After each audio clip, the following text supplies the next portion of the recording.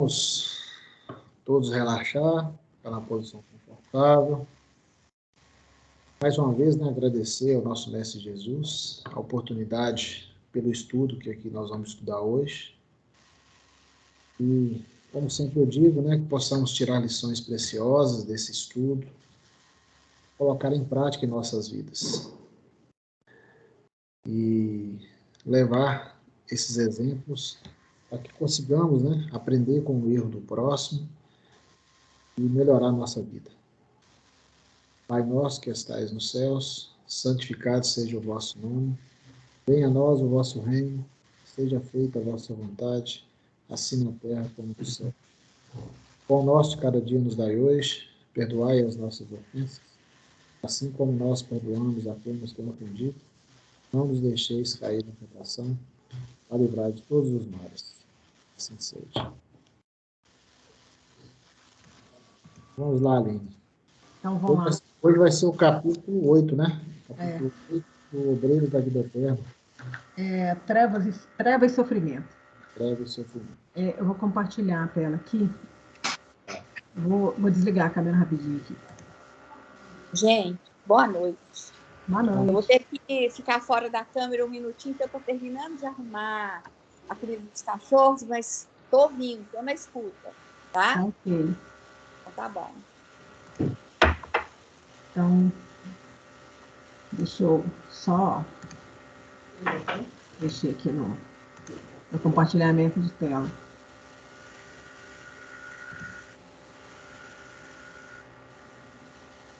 Estão vendo alguma coisa?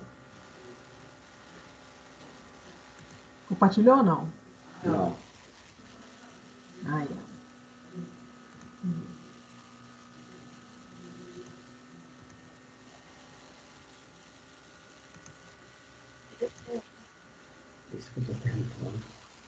Compartilhou? Compartilhou. Beleza. Só não está no modo apresentação. Eu vou colocar no modo... Peraí. Lá embaixo mesmo. Cadê? Edição, modo tela cheia. Beleza. Estão conseguindo ver? Vamos. Tá. Bom, gente, esse capítulo... Aline, eu te falo aí, tá? Tá, beleza. Esse capítulo, para quem é dialogador, é uma verdadeira escola, né? Mas a gente tem que se ater a vários detalhes antes da questão da doutrinação propriamente dita, né? Então, deixa eu passar aqui.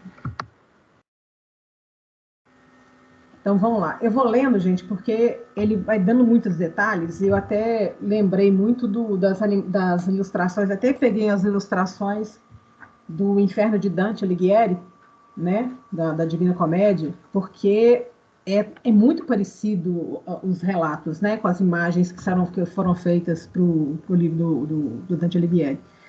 Então, se vocês estiverem vendo aí, então, tá todo mundo vendo as duas pessoinhas na entrada do vale? Sim, estamos vendo. Beleza, então vamos lá. Completa a comissão de serviço de que Zenóbio se fazia acompanhar, pusemos-nos em marcha, abeirando-nos do vale de treva e sofrimento. A sombra tornara-se de novo muito densa e não se conseguia divisar o recôncavo. Frases comovedoras, porém, subiam até nós. Dolorosos ais, blasfêmias e imprecações. Guardava a ideia de que vastíssimo agrupamento de infelizes rebocava no solo embaixo. Os impropérios infundiam receio, contudo, os gemidos ecoavam-me angustiosamente na alma. Certo, os demais companheiros experimentavam análogas emoções, porque a irmã Zenóbia tomou a palavra esclarecendo. Então, assim, naquele momento que estão começando a entrar ali no Vale de Trevas, né, já começa a ter uma amostra grátis do que eles vão encontrar lá, né? E aí já começa com aquela coisa de lamentações, né? De blasfêmias, de lamentações, uma opção de coisa ao mesmo tempo. Tudo junto ao mesmo tempo. Né? E aí isso causou um impacto neles, né? E o André Luiz, tipo assim, né? Deve ter imaginado assim, nossa, se para mim causou, deixa eu olhar, todo mundo em volta deve estar pensando a mesma coisa, né? E aí a Zenóbia vem para esclarecer, porque a Zenóbia já é uma pessoa acostumada ali, né, a lidar com esse tipo de situação, né? Aí ela vem falando: os padecimentos que sentimos não se verificam à revelia da proteção divina. Então, pode parecer que num primeiro momento as pessoas ali estão sendo abandonadas, né? Estão largadas à sorte, mas não estão, não, né? Incansáveis trabalhadores da verdade e do bem visitam seguidamente esses sítios, convocando os prisioneiros da rebeldia à necessária renovação espiritual. No entanto, retraem-se eles revoltados e endurecidos no mal. Lamentam-se, suplicam e provocam compaixão. Raramente alguns deles nos ouvem o apelo. Às vezes, intentamos impor-lhes o bem. Entretanto, quando retirados compulsoriamente do vale tenebroso, acusam-nos de violentadores e ingratos, fugindo ao nosso contato e influenciação.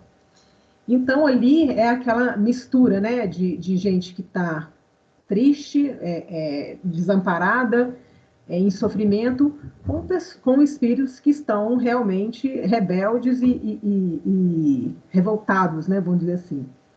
Mas que, igual ela falou, não estão abandonados de forma alguma, né?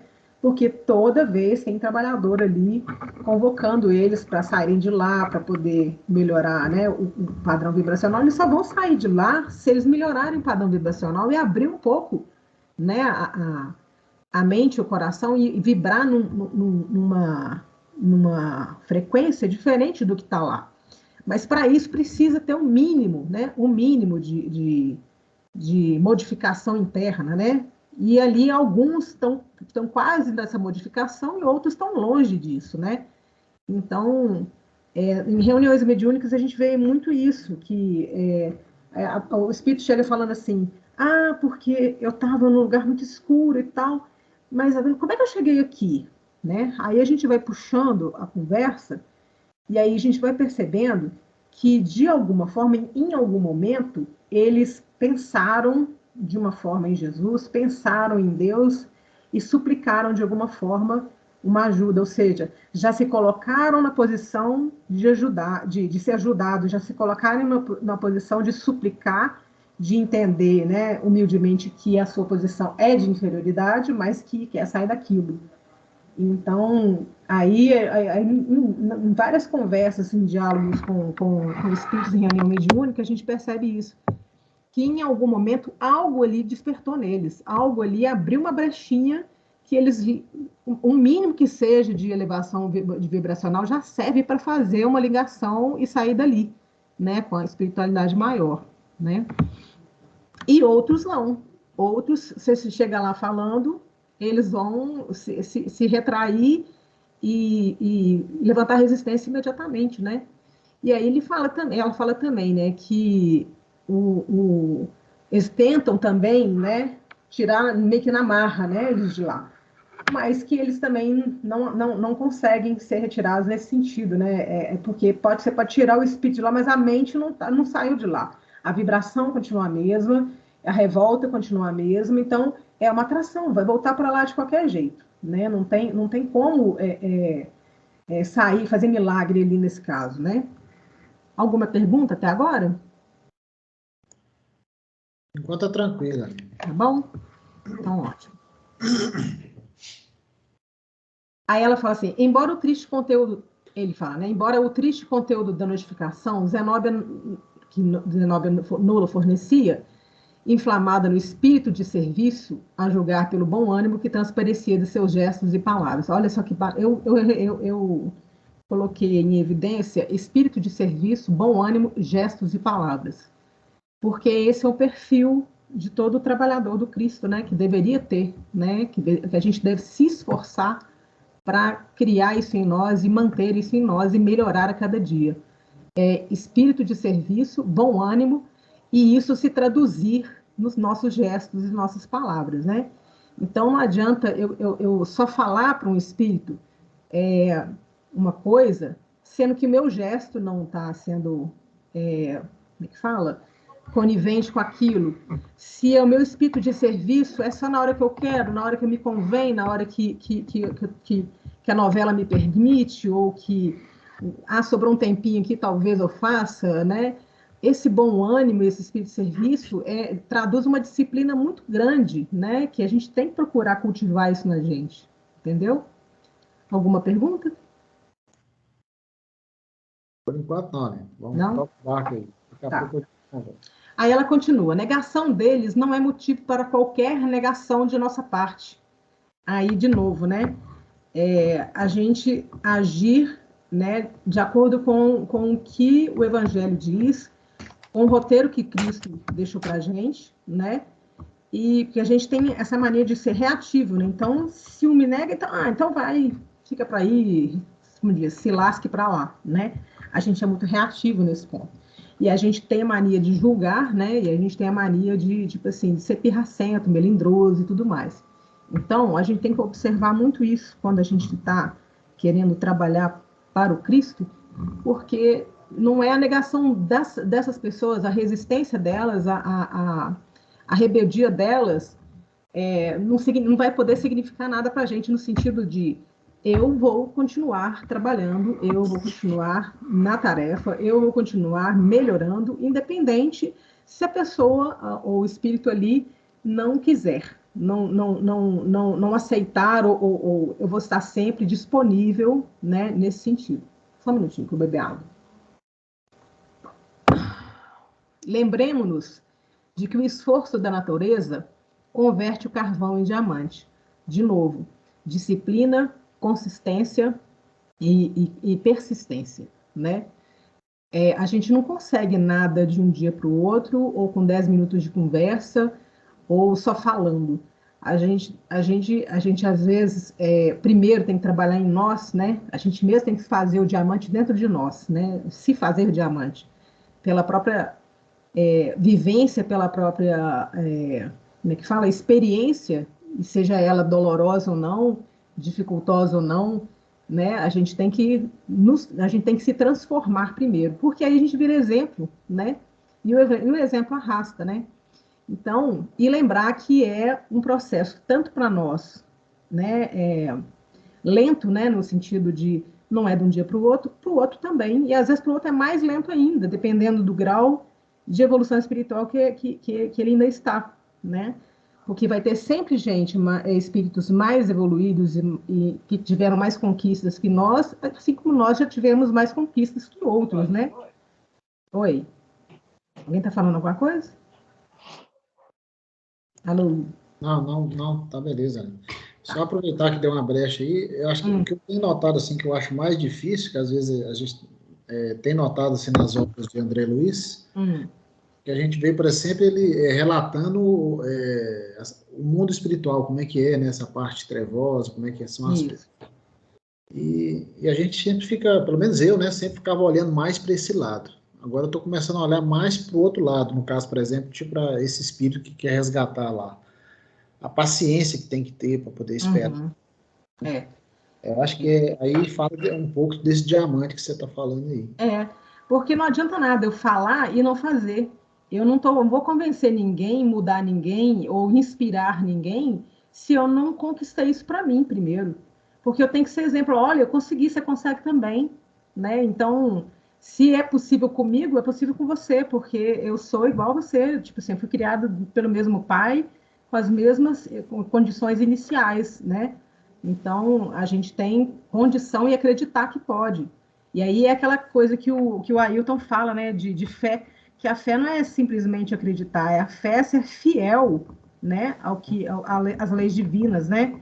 Então, se eu sou fiel às leis divinas, eu vou vivenciá-las, né? E a partir do momento que eu vivenciar essas leis divinas, eu estou virando exemplo e já estou ajudando em vez de ser ajudado. É menos um na fila do SUS, como diz, né? Com certeza. O Vicente levantou a mão aqui. Sim. Nós não podemos esquecer também o seguinte, nós que participamos de reuniões mediúnicas, a gente precisa de entender que, pós-reunião, muitos dos espíritos que são levados ali para, entre aspas, serem evangelizados ou doutrinados, muitos deles passam a acompanhar-nos no nosso...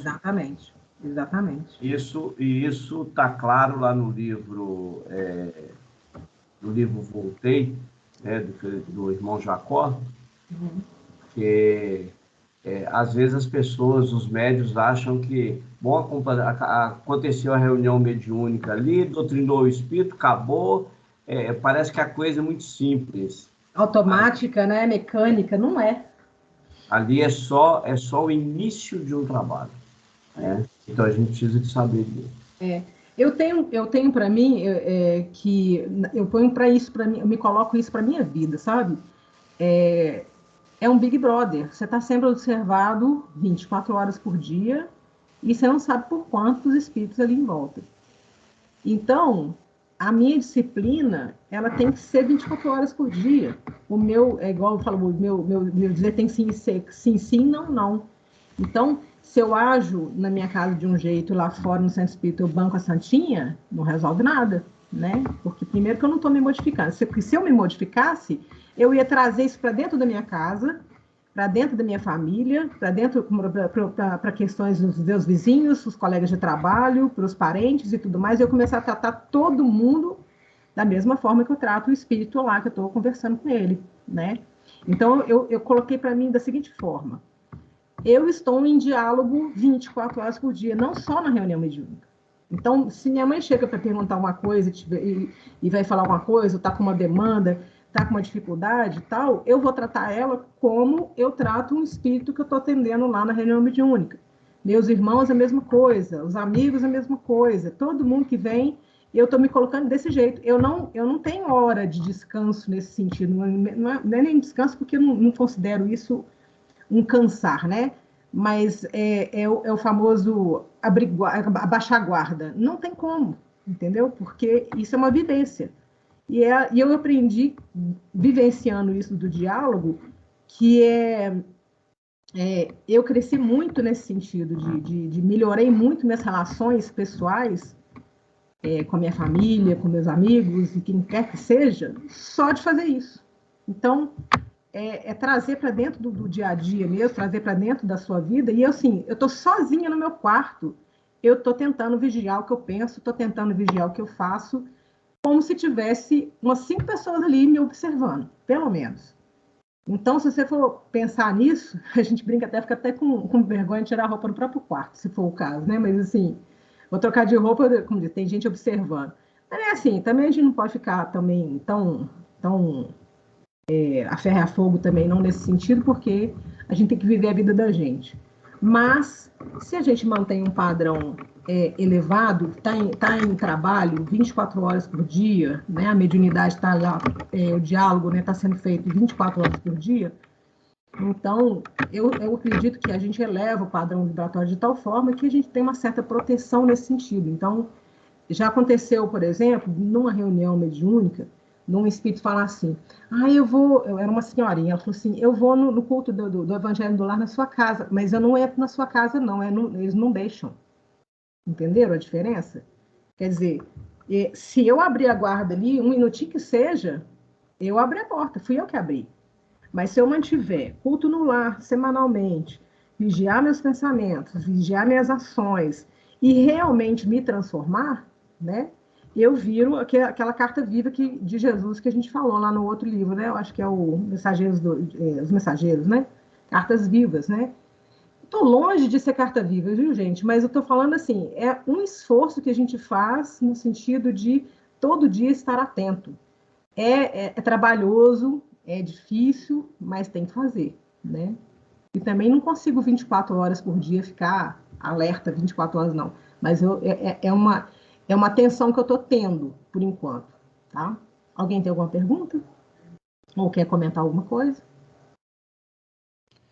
Esse é um exercício, né, Aline, que a gente tem que fazer, né? É igual malhar, gente, é igual fazer dieta, é igual tudo. É disciplina, é colocar, querendo ou não eu vou fazer, com vontade ou não eu vou fazer, com preguiça ou não eu vou fazer, tem que fazer, entendeu? E aí, da mesma forma que a dieta e o exercício físico, você vai percebendo que o resultado uma hora aparece. Uma hora você percebe que já faz a coisa naturalmente, não tem esforço mais, não tem sofrimento mais, não. É uma coisa que já virou hábito, já virou rotina, já virou parte da sua vida. E aí você passa para a próxima fase, que é um pouquinho mais difícil, mas também vai dar conta, né? Então, olha lá. Então, a natureza converte carvão em diamante, ou seja, com o tempo e com a pressão, com o esforço e com o trabalho. Então, trabalhemos em benefício de todos os necessitados, procurando para o nosso espírito o divino dom de refletir os supremos desígnios. De novo, aí, é o que eu falei antes. Se eu sou fiel, né, eu tenho fé, né, fiel às leis divinas, né, eu sou um reflexo de Deus, ou seja, eu sou um instrumento de Deus e sou um reflexo de Deus, e aí não tem como, né, não tem como não melhorar nesse aspecto.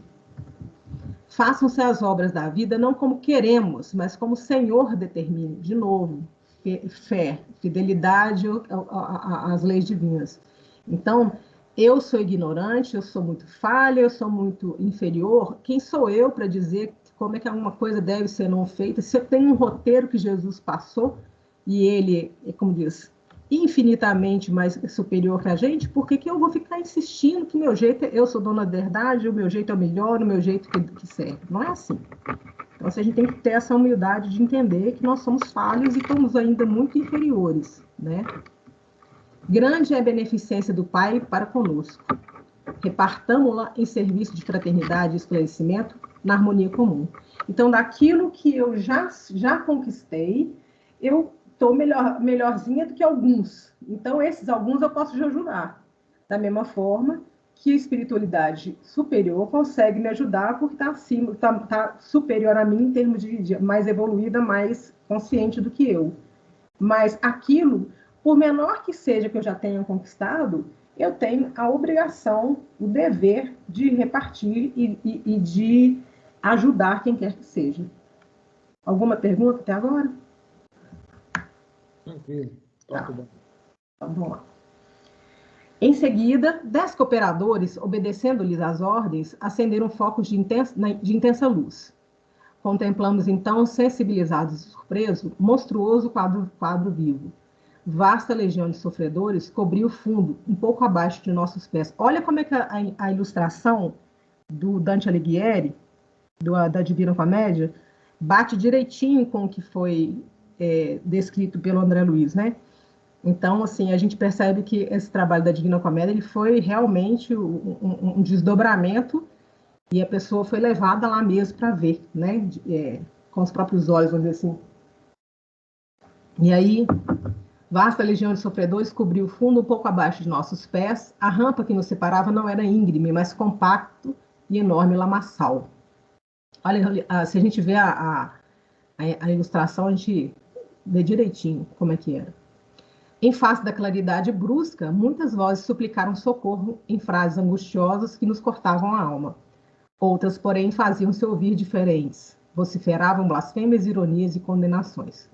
Ou seja, tinha um grupo que era de espíritos, né, que realmente estavam lá em padecimentos, né, e outros que não estavam na mesma frequência, não. Estavam ainda na revolta, no ódio, no mal, né? Então, ali estava tudo misturado. Recomendou-nos Zenóbia, por necessário ao êxito de nossos trabalhos, nos congregássemos todos em grupo exclusivo, de modo a infundir respeito e temor nas perigosas entidades que ele se misturava aos infelizes, acrescentando. Os adeptos da revolta e do desespero encontram-se igualmente aqui, compelindo-nos à severa atividade defensiva. São pobres desequilibrados que tentam induzir todas as situações à desarmonia em que vivem. Então, é aquela coisa, né? Tem os infelizes, os sofredores ali, que as energias deles servem de alimento para essas outras criaturas que estão querendo, né, vampirizá-las, né? Então, não é à toa que eles estavam ali, né, misturados no mesmo ambiente, né? Um estava servindo de alimento para o outro, um vampirizando o outro, né? Um pelo sofrimento, pelo remorso, talvez, né? E o outro pela revolta e pelo ódio, né? Em seguida, solicitou ao padre Hipólito dirigir-se apelo geral em nome do Senhor às vítimas do infortúnio, para que considerassem a necessidade da transformação íntima. Então, aqui ela pediu para o padre Hipólito começar a fazer a própria doutrinação, né? A questão do diálogo, né? E aí, para ver, assim, se vai falar, mas quem vai ouvir, né? Aí vai depender de cada um, se vai ouvir ou não, e como vai receber essa fala dele, né? O ex-sacerdote abriu o pequeno manual evangélico que carregava consigo e leu na relação do apóstolo Lucas a parábola do homem rico que se vestia de púrpura em regalada existência, enquanto o mendigo chaguento lhe batia debalde à porta da sensibilidade. Pronunciou alto e prosaldamente todos os versículos, desde o número 19 ao 31, do capítulo 16. Logo após, enchendo o expressivo silêncio, destacou a sentença: lembra-te de que recebeste os teus bens em tua vida. Constante no versículo 25, e dispunha seu comentário quando certos gritos blasfematórios chegaram até nós, ameaçadores e sarcásticos. Eu tive que olhar qual que é essa parábola do rico e de Lázaro, né? Para entender. Alguém aqui conhece? Já ouviu falar? Não? Não, né? Pois é. E aí... Ela levantou o dedo aí que sabe. Tá bom.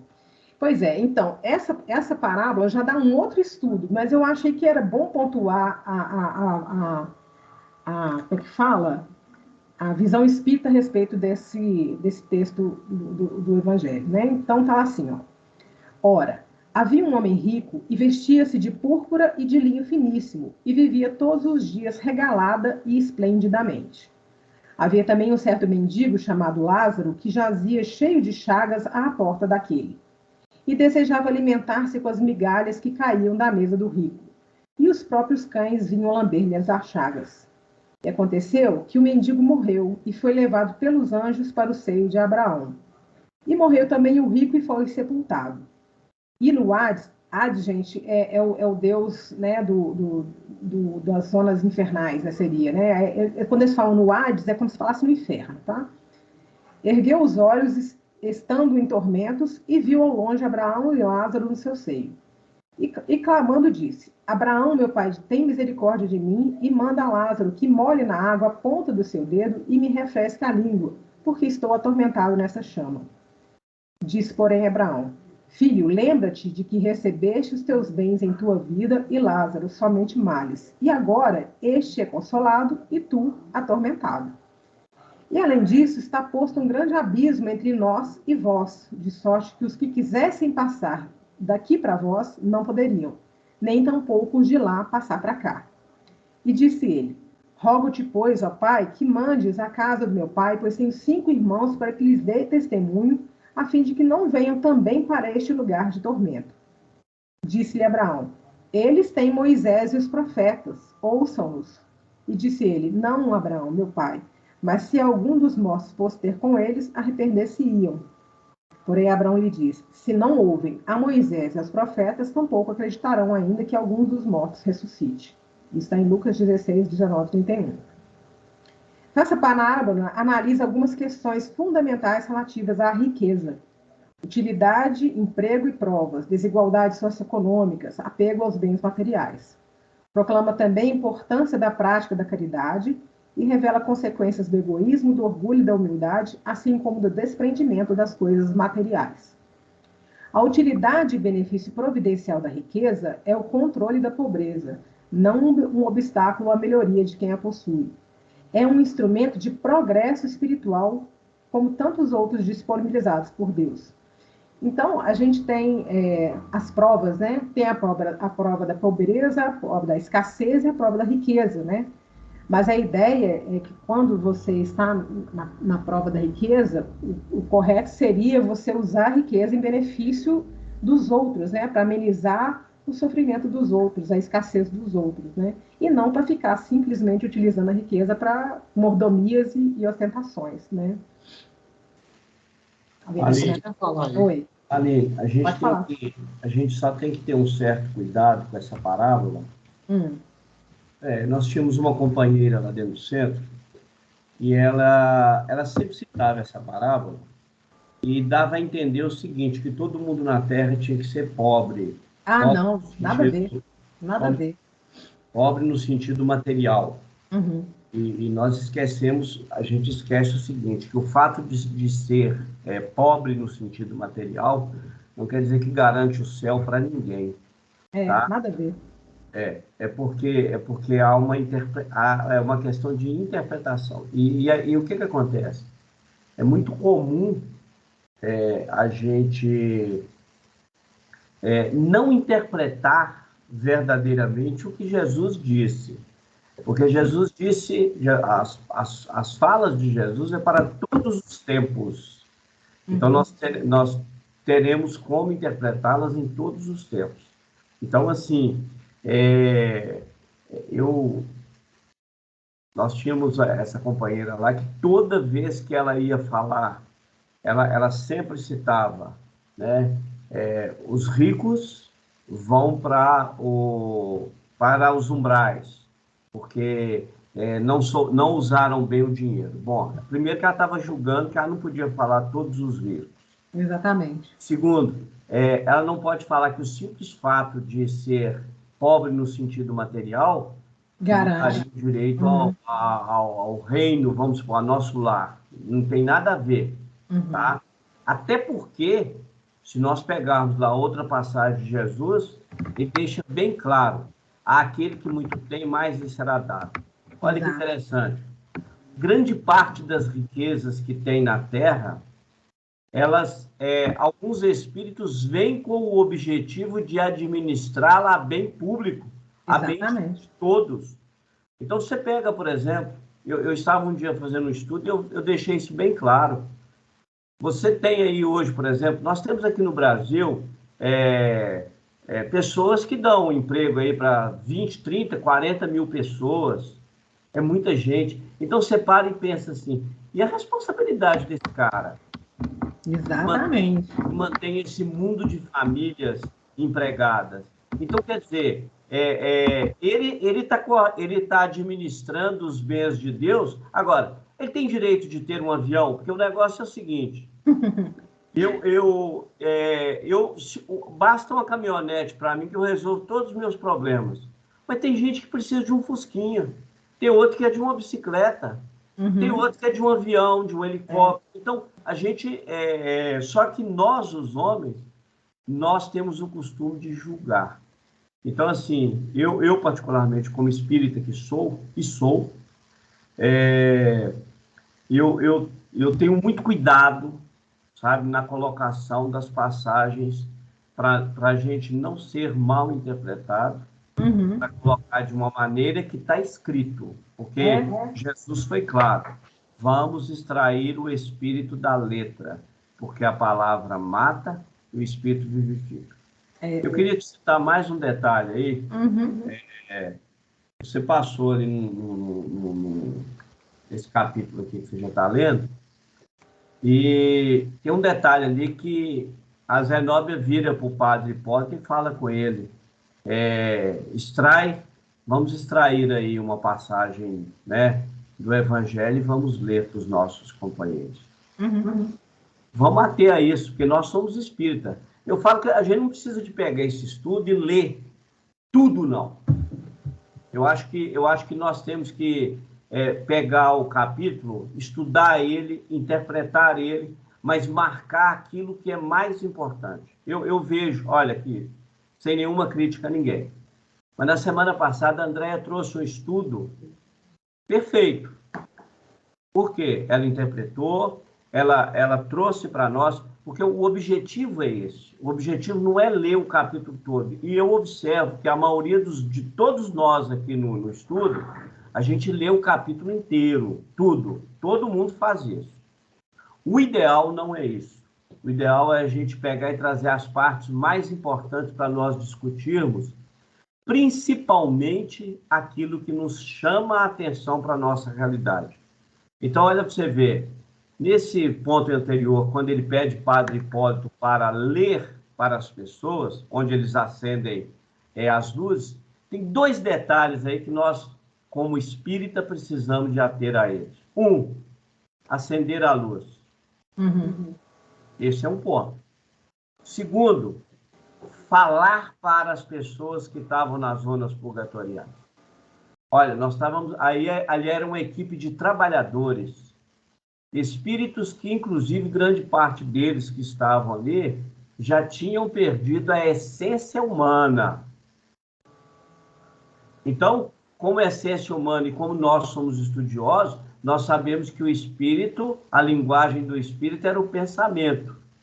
Mas por que lá nas zonas purgatoriais mudou tudo? Já não era mais o pensamento, era a palavra. Porque eles E estavam aí? materializados ainda, né? Hein? Eles acreditavam que eles estavam materializados ainda, eles ainda Não, precisavam. não é isso não. Conseguiu ouvir, né, Vicente? Escuta só, é uma das coisas que nós precisamos de entender e parar para entender esses livros de André Luiz é o seguinte, olha bem, quando um espírito sai de nosso lar e vai para a Terra, o que acontece com esse espírito? É como se ele estivesse, como diz a espiritualidade, no fundo do oceano. Ele está revestido com a matéria densa que está aqui. E as zonas purgatoriais não é diferente. Então, eles estão também sujeitos a certas leis que estão ali. Então, eles precisam de imprimir a parte grosseira do seu perispírito para que os seus pensamentos se tornem voz. Isso é um tipo de mediunidade, né? Onde ele vai falar, ele está usando de uma certa energia para as pessoas que estão lá possam ouvi-lo, porque o espírito não tem mais esse sistema fonador, mas não. A gente precisa...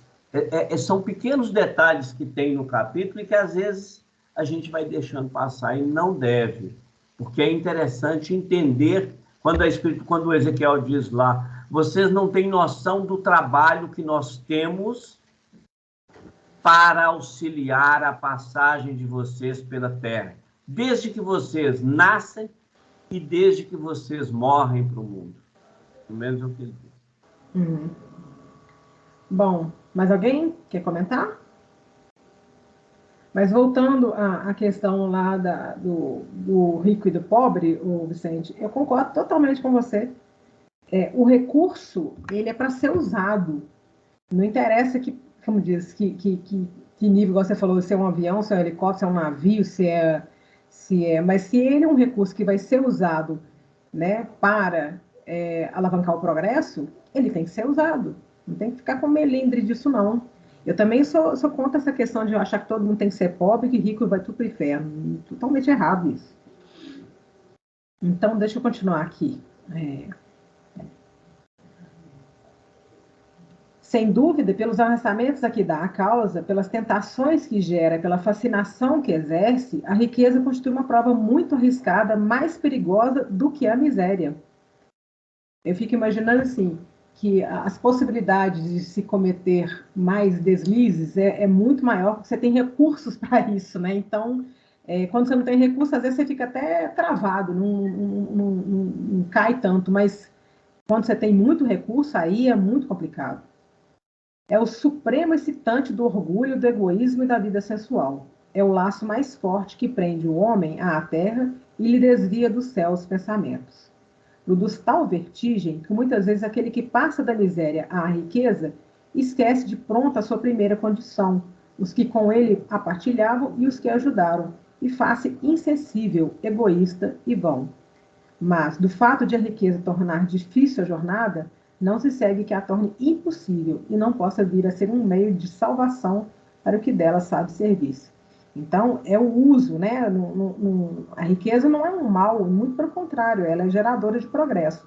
Mas se você utilizar de maneira desregrada e mal direcionada, ela pode se tornar realmente o motivo da sua queda. Aline, qual que é a maior riqueza que você conhece? Tempo. Para mim, por agora, está sendo tempo. Tá. Então, olha bem, eu vejo que a maior riqueza que nós temos de verdade são os dons que Deus nos deu. Ou seja, as ferramentas que nós recebemos para o nosso despertar. Essa é a maior riqueza. Uhum. Essa é dada por Deus a todas as suas criaturas. Então, quando a Estela está falando aqui, escuta só. Todos os dons que nós temos, todas as virtudes que nós temos, elas são dadas por Deus. São leis divinas que estão impressas e que formam a nossa consciência. O fato de eu usar mal tudo isso, então, eu mesmo me condenarei de acordo com a minha condição e a minha visão. Então, na realidade, a riqueza material, ela é divina, como tudo que está na Terra é divino, tá certo? Agora, a nossa riqueza são nossas virtudes. É a única coisa que nós temos. Agora, se eu usar bem ou mal esta riqueza, é o que eu vou levar como meu fardo, né? Um fardo pesado, ou é o que eu vou levar para a minha continuação da minha jornada, é o meu alimento do dia a dia. Exatamente. Então, assim, eu ainda toco essa mesma tecla que nós precisamos de entender o seguinte, olha bem, você recebe o corpo físico, todos nós recebemos o corpo físico para nós evoluirmos, para nós despertarmos a riqueza que existe em nós, que são valores que ladrão nenhum pode nos roubar, tá certo? Agora, a riqueza material, quando nós nos apegamos excessivamente a ela, nós estamos simplesmente usando uma ilusão, que é uma ilusão humana. Mas também tem um outro lado. Olha o que a espiritualidade diz. Imagina, por exemplo, a Terra hoje tem 8 bilhões de pessoas encarnadas. Essas pessoas precisam de roupa, comida, água, luz, veículo, energia, precisa de tudo. E existe uma coisa na vida que olha que interessante. Se não houvesse prazer naquilo que nós fazemos, nós não iríamos fazer. Se a vida material dependesse apenas de um atrito corporal, as pessoas não nasceriam. E Deus, conhecendo a nossa intimidade, o que ele fez? Ele colocou prazer nisso. Então, por quê? Porque nós não sabemos usar bem a nossa riqueza. Quando a gente fala de riqueza, a gente lembra sempre das coisas materiais da terra. Mas nós esquecemos da maior de todas as riquezas que nós possuímos, que é a riqueza divina e que são os talentos que nós temos e que isso todo mundo recebe. Agora, o uso desses talentos é que vai nos fazer nos elevar ou não. Só... Sim. Relembrando. Pois mas a parábola está falando bem, ela está utilizando, né, a questão da riqueza material para alavancar igual você falou, outras riquezas que a gente tem que conquistar, né, no caso aqui. Mas ele vai pontuar primeiro a questão material, né? Então, o emprego... Oi. A Célia levantou a mão. Ah, sim. Pode falar, Célia. Para questionar um pouco o Vicente, porque nem todos os talentos, Vicente, são dados por Deus. Alguns nós conquistamos por mérito, por atitudes, por burilamento íntimo. Aí você vai angariando esses talentos a mais, né? Então, assim, eu acho que a riqueza maior é a oportunidade da vida, de estar aqui e de estar tendo a possibilidade de crescer, né? Mas muitos talentos, habilidades que o espírito adquire, ele adquire na existência também, né? Não só cunhado por Deus, né? Célia, isso aí é outra coisa. Eu estou falando o seguinte, nós nascemos, o que diz o Espiritismo para nós? Nós somos criados pobres e ignorantes, mas dotados de tudo aquilo que Deus concedeu a cada um de nós. Imagem e semelhança de Deus. Agora, imagem e semelhança. Agora, o que acontece? Através do trabalho, e quando eu falo de... Olha para você ver, o que o Ezequiel diz? Ele diz assim, trabalho é tudo aquilo que exige esforço de nossa parte. Ponto. Tudo que exige esforço de nossa parte.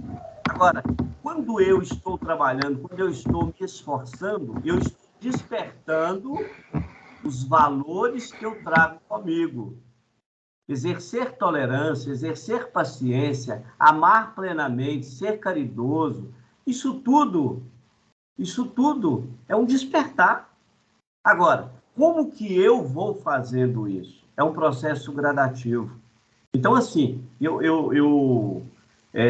o que a gente tem aprendido é o seguinte: nem sempre o que nós exercemos no âmbito físico e material serve para o mundo espiritual. Por incrível que pareça. Grande parte das profissões que são exercidas aqui não serve para o âmbito espiritual. Conforme diz o mundo espiritual, elas só serviriam a partir do momento em que você exerce com sacerdócio. Aí sim, muda tudo. Aí eles ainda citam a medicina com o sacerdócio e todas as profissões que nós exercemos usando o sacerdócio, sim, são riquezas conquistadas e tudo isso é trabalho. Então é por isso que eu respeito sua opinião, mas assim, eu ainda acredito, sabe, por tudo que a gente tem estudado, que o despertar de nossos valores exige de nós ação, atitude. Caso contrário, não basta só eu aqui exercer alguma coisa, não. Tá? Pelo menos é o que a gente tem imaginado aí, pensando. Mas eu não estou falando na questão da profissão que você exerce, não? Porque, por exemplo, toda profissão você adquire habilidades. Nem sempre essas habilidades vão servir no mundo material, mas, por exemplo, a pessoa que tem o dom de artístico vai servir para lá e para cá. Então, a área de comunicação, por exemplo, a área que a Aline trabalha, tudo isso que ela faz na profissão dela vai ajudá-la também no mundo espiritual, só que lá ela vai ter outras ferramentas para trabalhar. Mas a questão, fala no Livro dos Espíritos, que o trabalho, vai moldando habilidades no espírito e aguçando a inteligência do espírito. Então, aguçando a inteligência para quê? Então, por exemplo, você tem uma habilidade de raciocínio, de matemática, e isso vai ajudar a evolução do espírito. Então, eu acredito que esses talentos aí, você vai angariando à medida que você vai reencarnando. Ele fica lá. Tanto é que quando você é um médium, às vezes a espiritualidade usa um arquivo seu que você nem sabe que existe para ele se manifestar. Mas está lá no seu inconsciente aquela informação, né? E ela é adquirida em todos os processos reencarnatórios. A habilidade de gerir uma grande riqueza material, ou então de você sobreviver em extrema pobreza, eu acho que hoje quem tem mais dificuldade é quem está no meio do caminho, nem é pobre demais, nem rico demais, né? Mas tudo isso aí vai curando o seu espírito, melhorando o seu espírito, né? Todas essas experiências reencarnatórias. E para mim, a mais difícil não é nem a riqueza, para mim é o poder. A pessoa que detém muito poder, né? Situações que ela não precisa ser muito rica, mas ela tem poder de decisão. Né? Hoje, eu e meu sobrinho, nós estávamos conversando a respeito da quantidade de bombas atômicas que já foram lançadas no planeta neste último ano, só por testes. O que isso significa com relação à humanidade terráquea, né? Que está morando no planeta Terra, o tanto que isso está afetando tudo que está no planeta. E são pessoas que detêm poder, né? Poder de decisão, de fazer. Ele nem criou a bomba atômica, mas ele acionou a bomba. Então, para mim, quem tem cargos de poder, igual você falou, às vezes um grande líder, ele não é rico, mas ele é um grande líder. Ele muda opiniões, né? Sim. Eu olho para você ver como é que é tão interessante isso. Nós pegamos aqui no Brasil. O Brasil é uma terra que tem de quase de tudo, né? O Brasil hoje era para ser uma das maiores potências mundiais, por incrível que pareça. Mas o que acontece? A gente está falando, olha, o capítulo 1 da Constituição, o poder emana do povo. Então, nós, os 230 milhões, somos o maior poder deste país. Mas espera aí, como que se dá o poder para uma pessoa que sequer consegue administrar a si mesmo? Então, isso é tão complexo, sabe? Isso é tão complexo que nós não deixamos o nosso país crescer. Porque nós, olha, é uma das coisas que eu falo assim, a gente tem um evangelho de Jesus e os homens interpretam ao seu bel prazer. Do mesmo jeito que nós precisamos das religiões na Terra, as religiões também elas estão mantendo um grupo de pessoas na ignorância, sabe? E aí entra também a questão do poder, porque a religião é um poder violento. Os dirigentes religiosos, eles criam para si um poder violento, e onde nós temos que ter cuidado. Então, olha para você ver, a grande maioria de nós, não estou aqui citando o nome de ninguém, mas a grande maioria de nós que detemos esse poder, nós não sabemos nem escolher, nós não sabemos nem eleger, porque nós elegemos por causa de homens. Nós estamos lutando por causa de homens, nós não estamos lutando pelo Brasil. Se a gente parar para pensar, as últimas experiências que nós tivemos no nosso país, nós estamos preocupados com nomes de homens, com siglas. Nós não estamos preocupados com o Brasil. E isso realmente é complexo, né? Então, assim, eu particularmente, você citou aí o poder, né? E por que existem bombas atômicas? Porque nós demos o poder para que eles pudessem criar as bombas atômicas, ou seja, o maior poder somos nós, mas nós somos fatiados, nós nos dividimos.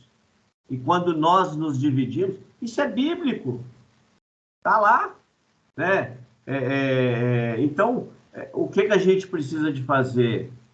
É só na nossa união que nós vamos, sim, conquistar os valores que nós temos, nós vamos levar adiante essa bandeira que não é fácil. Mas é só para... E aí, eu vou comentar uma coisa que a gente estava comentando aqui, estou na casa de amigos aqui em São Paulo, e a conversa gerou muito nesse sentido, de que existe uma demonização do rico, demonização de quem é empresário, por pessoas que não têm entendimento, acham que o rico está ali só para explorar, só porque ele é o vilão da história, né? E não é. Aí de nós, se não tivéssemos pessoas que tivessem riqueza, que tivessem indústrias, que tivessem esse poder de gerar emprego, né? De gerar riqueza, de gerar investimentos em pesquisas e tudo mais, né?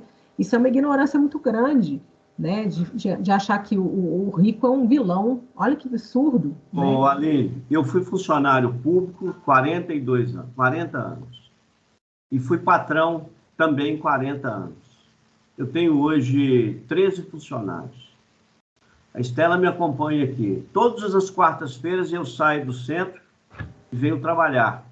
Às vezes tem quarta-feira que eu vou dormir depois de meia-noite. E só acordo às 5 horas da manhã. 5 horas eu estou acordado. Levanto mais ou menos 5h20 estou levantando, mas acordo. Olha que interessante. Eu conheço os dois lados, o que é ser patrão e o que é ser empregado. Por que todo mundo no Brasil, quase todo mundo, quer serviço público? Porque sabe que o serviço público é um lugar garantido, tá certo? E que o sujeito está ali para esperar. Conheço muita gente trabalhadora, mas conheço muita gente que está ali esperando só aposentadoria. Infelizmente, a realidade é essa. Agora, vão responder por isso? Claro que vão. Claro que vão. Né? Então, assim, eu particularmente, sabe, eu falo mesmo, administrar riqueza não é algo tão simples como parece, principalmente a riqueza material. É muito difícil administrar. A prova disso é o seguinte, olha para você ver, recentemente aí, o governo federal criou aí esse projeto aí para as pessoas saírem do sufoco em que elas se colocaram em dívida.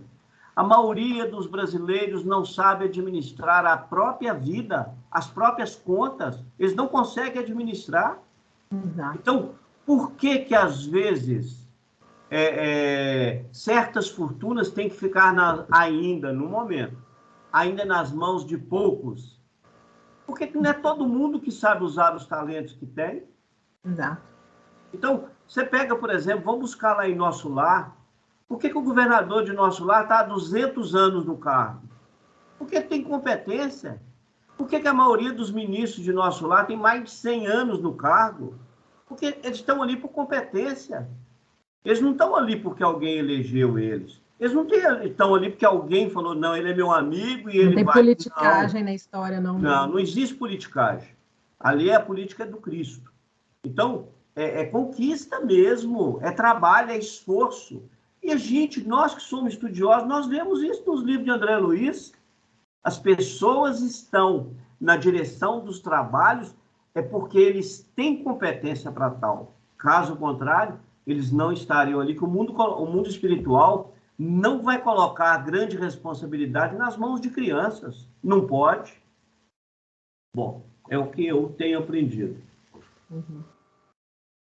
Você vem aí, para engrossar o que você está falando, a palavra dos talentos, né? É distribuído, e se você tem responsabilidade com aquilo que te é dado, você multiplica, muito será dado, né? Então, você vai... Eu acredito que essa questão da riqueza material e do poder vai sendo te dado de forma fracionada, de acordo com o teu mérito ou o teu aprendizado. E muita gente fala... A gente tem a história do Luciano, que eu não lembro o sobrenome dele, que era um cara mais rico aqui do estado de Minas, né? E a riqueza dele foi para os filhos. O que aconteceu quando ele faleceu? Os filhos não tão ricos, milionários, igual o pai era, né? Então, assim, você pode ver que não é só questão de você receber uma herança familiar com relação do dinheiro, que você vai fazer bom uso dela, né? Às vezes a pessoa não tem esse tino administrativo, né? Porque saber reconhecidos são 72 filhos reconhecidos. Antônio Luciano. O inventário dele esteve na minha mão, sabe? E é uma guerra. Agora, era um cara que, para administrar dinheiro, não precisava melhor. Mas ele era um bom administrador. Então, mas para administrar os bens morais, era péssimo. Mas é igual falam também, né? Que qualquer um, né? Falam também que é o seguinte, né? Por exemplo, o compromisso e a programação era para ele ser rico, não para os filhos, né? Então, no momento em que ele desencarna, essa riqueza ela passa pelas mãos dos filhos, mas vai, como diz, até pela falta de gerência deles, vai passar para outras mãos. E aí, se não está na programação de nenhum deles ter essa riqueza e administrar essa riqueza, não fica mesmo, não. Não tem nada que segure o dinheiro na mão deles, não. Mas tem a questão do Tina, né? A pessoa... Sim, mas não é à toa que eles nascem sem o tino, não. Entendeu? Administrar dinheiro e se dar bem, né?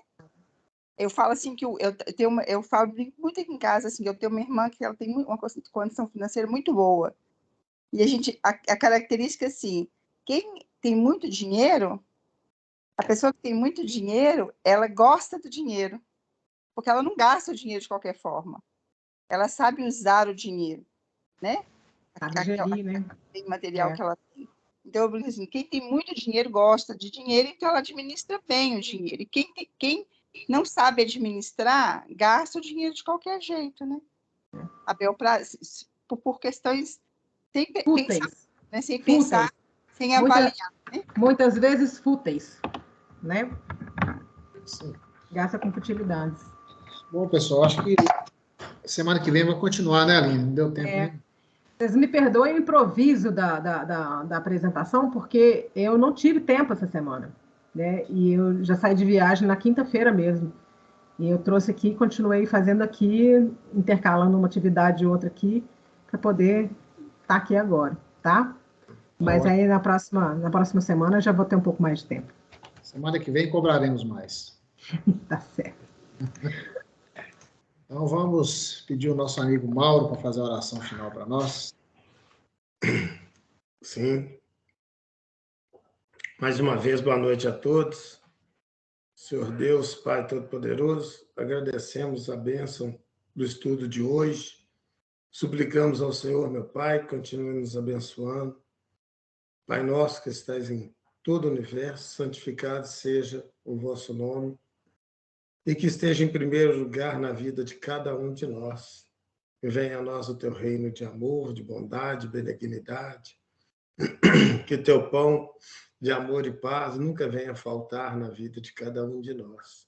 Suplicamos ao Senhor, meu Pai, que derrame suas bênçãos, para que, em nome de Jesus, podemos perdoar, assim como sermos perdoados, assim como os perdoamos aqueles que, no nosso entendimento, nos têm ofendido. Pai querido, Pai amado, suplicamos a Ti que não nos deixe cair mais em novas ou velhas tentações, e nos livre de todo mal, toda tentação, toda maldição, em nome de Jesus. Que a graça, a paz e a luz do Senhor, que excede todo o nosso entendimento, possa iluminar a nossa semana, em nome de Jesus. Amém. Que a graça e a paz do Senhor seja com todos. Sim, Seja. Gente, obrigada, viu? Boa noite. Tchau. Boa noite. Boa Com Deus. noite, tchau. Boa noite. Ô, Vicente. Oi.